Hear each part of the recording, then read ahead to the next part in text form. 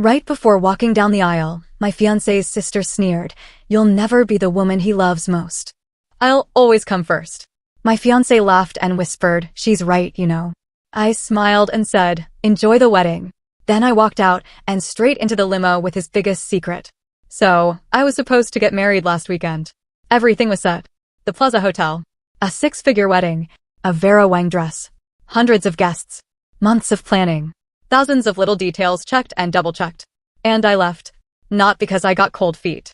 Not because I had doubts. I left because, 10 minutes before walking down the aisle, I realized the man I was about to marry was a complete joke. Let's start from the beginning. My fiancé, Nate, and I had been together for 4 years. Met in New York, both working in finance, both ambitious, both wanting the perfect life. I thought we were on the same page. I thought he was my person. I should have known better. The first red flag? His sister, Allison. She had zero boundaries. And when I say zero, I mean she was practically his second girlfriend. She would sit in his lap at family gatherings. She would jokingly refer to herself as the most important woman in his life. She had a meltdown when she found out I was moving in with him. She would openly say things like, "I don't think Nate should ever get married. He's meant to be free." At first, I told myself it was just an overprotective sibling thing. Some families are just weirdly close. I figured once Nate and I got engaged, she'd back off. She didn't. If anything, she got worse. The second red flag? Nate never really shut it down. He would laugh it off. Say she was kidding. Tell me I was being too sensitive whenever I got uncomfortable. Even when I pointed out how strange it was that his sister threw a fit when he canceled dinner with her because we had plans, he shrugged and said, "That's just how she is." Looking back, that should have been enough. But love makes you stupid. Then there was the money situation. I knew Nate had expensive taste. Designer suits, fancy watches, first-class flights, private clubs. But I thought he could afford it. I mean, we worked in finance. We made good money. But something always felt off. Like the time his credit card got declined at Cipriani, and he laughed and said, "Oh, I must have hit my limit." Or the time we were supposed to split the cost of a vacation, and at the last minute, he asked me to put it on my card. "I'll pay you back," he said. He never did. I convinced myself it wasn't a big deal. That maybe he was just bad with budgeting. I even offered to help him organize his finances once, and he brushed it off. The truth? I had no idea where his money was really coming from. Until 2 weeks before the wedding. I was at a work event, a charity gala at the Met, when I met a man named Bradley Peters. We got to talking. I mentioned I was getting married soon. He asked who my fiancé was. I told him. His expression changed immediately. "Brad, Nate? Nate last name? Me? Yeah, do you know him?" Brad laughs, "Yeah, I know him." He pulled out his phone, scrolled for a second, and then showed me a picture. It was a selfie of him and Nate. On a yacht. In Ibiza. That wasn't the shocking part. The shocking part? Nate was sitting on his lap. My stomach dropped. I forced myself to keep my face neutral. "How do you know him?" Brad smiled. "He didn't tell you?" "We've been involved for a while now." I thought I was going to throw up. Brad must have seen my face because he immediately went, "Oh my God. You didn't know." I shook my head. Then he looked genuinely pissed. Apparently, Brad had been funding Nate's entire lifestyle for the past 3 years. Rent, travel, clothes, expensive dinners. Everything. And Nate had led him to believe that I knew. That I was okay with it. "Wait, so you guys are together?" I asked, still in complete shock. Brad sighed. "Not exactly. I mean, yeah, we've been close." But he made it sound like it was an arrangement. "That you were on board." I was shaking. 2 weeks before our wedding, and I found out my fiancé was someone's sugar baby. And he let me think he was just a rich guy who made some bad spending choices. Brad was livid. Not at me, at Nate.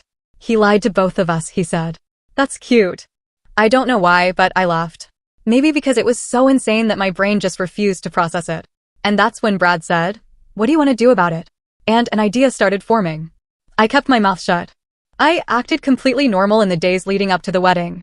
I let Nate think I was blissfully unaware. Let him pose for engagement pictures. Let him go to his bachelor party. Let him send me sappy texts about how he couldn't wait to spend the rest of his life with me. And then, 10 minutes before the ceremony, Allison walked into the bridal suite. I should have expected it. She walked up to me, smirking, eyes full of victory, and said, "You'll never be the woman he loves most. I'll always come first." And then, behind her, Nate appeared. And instead of shutting her down, instead of telling her to stop being a psychotic third wheel in his love life, he laughed. He looked at me and laughed. And then he said, "She's right, you know." I don't know what it was about those words, but something in me just clicked. This was never going to change. He was never going to put me first. Even without the Brad situation, even if we got married, I'd always be fighting for a place in my own husband's life. And I was done fighting. So I smiled. I handed Allison my bouquet. And I whispered, "Enjoy the wedding." Then I turned around, walked out of the plaza, and stepped into a waiting limo, where Brad was waiting for me. The door shut behind me with a soft click. The limo's air conditioning blasted against my skin, a sharp contrast to the heavy summer heat outside. Brad sat across from me, dressed in a sleek navy suit, one arm casually draped over the seat. He held a glass of whiskey in his hand, ice clinking softly as he swirled it. "That bad, huh?" he said, raising an eyebrow. I exhaled, slow and controlled, feeling the adrenaline surge through me. "Worse." Brad smirked and gestured toward the champagne chilling in the ice bucket between us. "Drink?" I didn't even hesitate. I popped the bottle, let it foam over a little, then poured myself a full glass. My hands were steady now. My pulse was slowing. I just walked out of my own wedding. But it wasn't over yet. Brad took a sip of his whiskey and watched me carefully. "So, what's the next move?" That was the thing, I wasn't done yet. I didn't just want to leave. I wanted to make sure Nate never forgot what he lost. I wanted him to hurt the way I hurt. I leaned forward, my fingers gripping the delicate stem of my glass. "How fast can you ruin his life?" Brad grinned. Back in the ballroom, chaos was already unfolding. At first, nobody noticed I was gone. Guests were still chatting, sipping champagne, waiting for the ceremony to start. The pianist played soft classical music. The planner rushed around, making last-minute checks. Then the whispers started. "Where's the bride? Is there a delay? Why is Allison holding her bouquet?" Nate was standing near the altar, chatting with his groomsmen, pretending to be unbothered. Then one of the hotel staff walked up to him. "Sir," the man said, clearing his throat. "We need to discuss an urgent issue with the billing." Nate frowned. "Billing?" "Yes. The charges on the main card have been declined." Repeatedly. At first, Nate laughed, thinking it was a mistake. Then his expression changed. Because Brad had already made the call. Within minutes, the vendors were pulling out. The catering service refused to serve another plate. The bartenders stopped pouring drinks. The wedding planner's assistant whispered something in her ear, and suddenly, she was storming toward Nate, demanding immediate payment. Then, the music stopped. Dead silence. The officiant, an old family friend, turned to Nate and said, "Where's the bride?" And that's when the panic finally hit him. His perfect wedding, his perfect day, was falling apart before his eyes. And I wasn't even there to watch it burn. Brad's fingers moved swiftly across his phone screen. "All right. The plaza's shutting everything down. Bartenders aren't serving. DJ's packing up. This should be fun." I sipped my champagne. "Not enough." Brad's eyes flicked up to mine, amused. "You're ruthless. You're just figuring that out?" He chuckled. "All right. What else?" I leaned back against the leather seat, my mind racing. Then an idea hit me. "You said he used your money for everything, right?" I asked. Brad nodded. "The apartment. The car. The memberships. All of it. Take it back." Brad's grin widened. "Now we're talking." He made another call. Within minutes, Nate's luxurious apartment, paid for by Brad, was no longer his. The keys? Revoked. The Porsche? On its way to being towed. The credit cards? Frozen. By the time Nate figured out what was happening, he'd be homeless, broke, and humiliated. And I wasn't even done yet. Then Brad's phone rang. His expression darkened as he glanced at the screen. He hesitated before answering. "What?" he said sharply. I watched his face carefully. His relaxed smirk vanished. His jaw tightened. Something was wrong. "Are you sure?" he asked. A long pause. Then he cursed under his breath and hung up. "What?" I asked. He exhaled and rubbed his jaw. "There's an issue." A bad feeling crept up my spine. "What kind of issue?" Brad met my gaze. Turns out I wasn't the only one Nate was taking money from. I froze. "What?" Brad leaned forward. "There's another man. A bigger deal than me. Someone with real power. And he's looking for Nate." I stared at him. "Who the hell are we talking about?" Brad ran a hand through his hair. "Damon Russo." I felt my stomach flip. Everyone in Manhattan knew that name. Damon Russo wasn't just rich, he was dangerous. The kind of man whose money came with unspoken rules. The kind of man you didn't just scam. And Nate had scammed him too. Brad shook his head. If Nate thinks losing his wedding is bad, he has no idea what's coming next. I took a slow breath. This wasn't just about revenge anymore. This was about survival. The limo was quiet now, except for the low hum of the city outside and the occasional clink of Brad's ice against his glass. I set my champagne down, my fingers gripping the stem a little too tightly. What do you mean? Nate scammed Damon Russo. Brad exhaled sharply and ran a hand through his hair. I mean exactly that. Damon isn't like me. He doesn't just throw money around for fun, he expects something in return. And if he doesn't get it, things get messy. I swallowed. Messy how? Brad gave me a long look. You ever hear about that hedge fund guy who went missing last year? I nodded. Yeah. Some billionaire? What was his name? Doesn't matter. Point is, he owed Damon money. One day, he's on his yacht in the Hamptons. Next day? Gone. No body, no news, just vanished. That's how Damon handles things. A cold chill ran through me. I had been thinking small. Petty revenge. Ruining a wedding. Freezing his credit. Watching him crumble. But this? This was bigger than me. And Nate had no idea what was coming for him. Nate was unraveling. The realization that I was gone had finally hit him. He had gone from casually checking his watch to full-blown panic mode.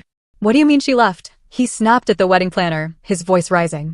The poor woman looked like she wanted to disappear. She walked out, sir. I don't know why. She just left the bouquet with your sister and she left what with Allison. That's when he turned and really looked. Allison stood there, still clutching my wedding bouquet. Her hands were shaking, her face a furious shade of red. What the hell did you say to her? Nate demanded. Allison's lips parted, but nothing came out. Because she knew. This was her fault. She had pushed too hard. Had wanted too badly to be the most important woman in his life. And now, because of her, he had nothing. That's when his phone buzzed. A text from his building concierge. Nate, there's an issue with your lease. Please contact management ASAP. Then another. Portia Financial Services, we regret to inform you that your account has been terminated due to non-payment. Your vehicle is being repossessed. His stomach dropped. Something was seriously wrong. Then, another text. This one from a number he didn't recognize. Damon Russo wants to see you. Now, his hands went clammy.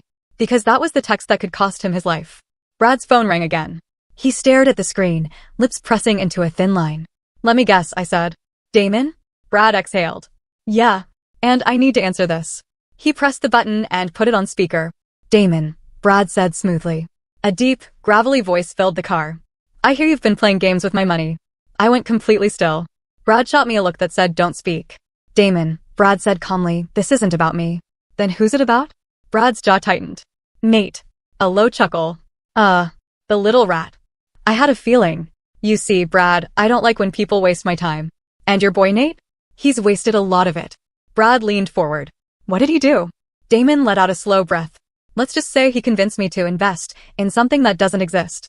A fake deal. A shell company. Thousands of dollars funneled into nothing.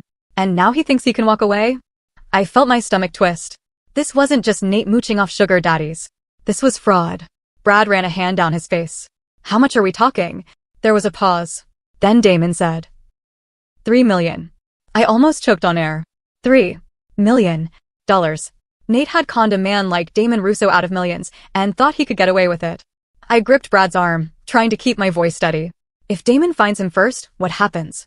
Brad met my gaze, then turned back to the phone. Damon, let me handle this. Damon laughed. You don't handle things, Brad. You throw money at them. And unfortunately for Nate, I don't want money. I want him. Click. The line went dead. My heart was pounding now. I had walked away thinking I was leaving Nate to financial ruin. I hadn't realized I was leaving him to potentially die. Brad rubbed his temples. This is bad. I nodded, swallowing hard. Yeah, no kidding. Then I straightened. Brad, we have to find him first. Brad blinked. Why the hell would we do that? Because, I said, gripping my champagne glass so tight my knuckles turned white. As much as I hate him, I don't want him dead. Brad sighed, leaning back against the seat. All right, so where do we start? I exhaled, thinking. Then I grabbed my phone and started typing. Because if I knew Nate, if I really knew him, there was only one place he'd run to when his world started falling apart. And I was going to be waiting for him when he got there. Brad drove. I sat in the passenger seat, staring at my phone, trying to figure out where Nate would go.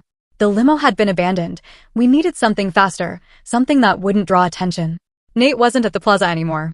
I knew that because he called me. His name flashed on my screen. I hesitated. Then I picked up. Where the hell are you? His voice came through, frantic, angry, desperate. Funny, I said, I was about to ask you the same thing. Don't play games with me. You need to You think I'm going to help you? I snapped. After everything? I know about Brad. I know about Damon. You lied to me, Nate.